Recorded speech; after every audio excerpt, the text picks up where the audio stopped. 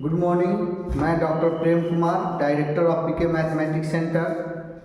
अभी हम लोग जो इंटीग्रेशन का क्वेश्चन देख रहे हैं, इसमें इंटीग्रेशन का क्वेश्चन बोर्ड पर लिखा हुआ है। ये question properties of definite integration का क्वेश्चन है, जो 0 to 8 modulus x - 5 into D x. तो जब भी मॉडुलस वाले क्वेश्चन होता है उसको हम लोग कैसे बनाते हैं, इसी पर हम लोग डिस्कस करेंगे। तो हम लोग प्रॉपर्टीज ऑफ डेफिनिट इंटीग्रेशन में एक प्रॉपर्टी जानते हैं, क्या होता है, a to b fx into D x होता है। तो इसको हम लोग a to c fx into D x plus c to b fx into D x ऐसे लिखते हैं। ऐसे क्यों लिखते हैं कि a और b के बीच का वैल्यू जो है वो क्या है, c है। a और b के बीच का वैल्यू c है, अर्थात c का वैल्यू a और b के बीच है। जैसे 1 से 10 तक है तो हम लोग 1 से 6, 6 से 10 ले सकते हैं।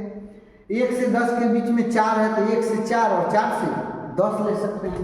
उसी तरह यहाँ 0 से लेके 8 तक है x - 5 का मॉडुलस इंटू डी एक्स। इसको कैसे बनाते हैं, तो मॉडुलस में क्या होता है कि निगेटिव पार्ट को अलग रखते हैं और पॉजिटिव पार्ट को अलग रखते हैं। अब यहाँ 0 to 8 है तो 0 रखेंगे तो माइनस में आएगा, 1 रखेंगे माइनस में आएगा, 2 रखेंगे माइनस आएगा, 3 रखेंगे माइनस आएगा, 4 रखेंगे माइनस आएगा, 5 रखेंगे तो 0 आएगा। अर्थात 0 से लेके 5 तक निगेटिव।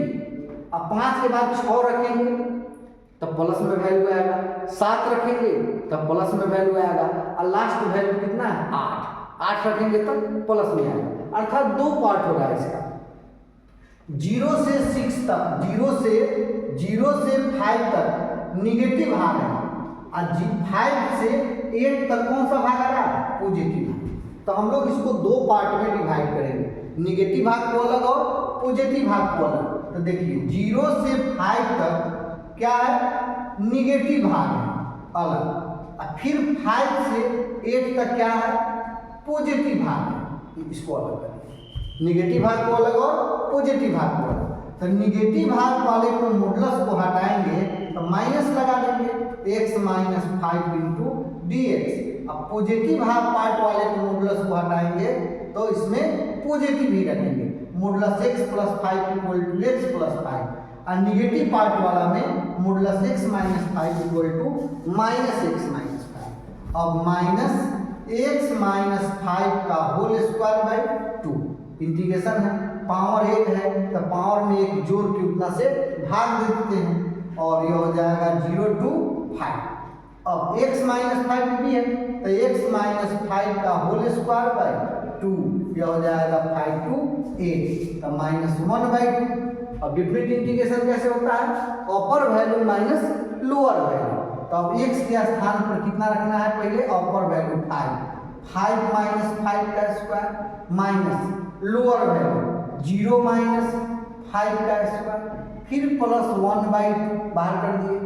अपर वैल्यू 8 - 5 का स्क्वायर, लोअर वैल्यू 5 - 5 का स्क्वायर, -1/2 0, -5 का स्क्वायर 25, 1/2 8 - 5 3 का स्क्वायर 9, 5 - 5 0, माइनस माइनस से मल्टीप्लाई हो जाएगा, plus 25/2 plus 9/2, 25 plus 9/2 34/2 equal to 17 answer.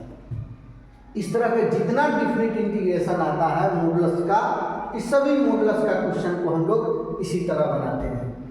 जैसे आपको क्वेश्चन दे देगा I = 0 to 5 modulus x - 3, I = 1 to 10 modulus x - 6, ऐसे क्वेश्चन दे सकता है।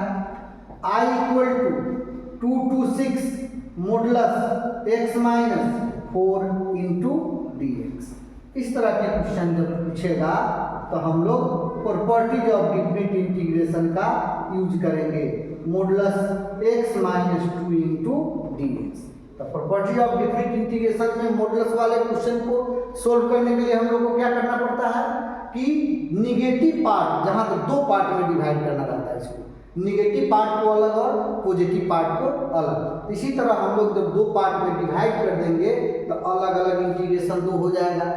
तो जो निगेटिव पार्ट है उसका मॉडुलस हटेगा तो माइनस, पॉजिटिव पार्ट है उसका मॉडुलस हटेगा तो प्लस, उसके बाद हम लोग इंटीग्रेट कर देंगे तब डिफिनिट है अपर वैल्यू माइनस लोअर वैल्यू कर देंगे, उसके बाद हम लोग को रिजल्ट प्राप्त हो जाएगा।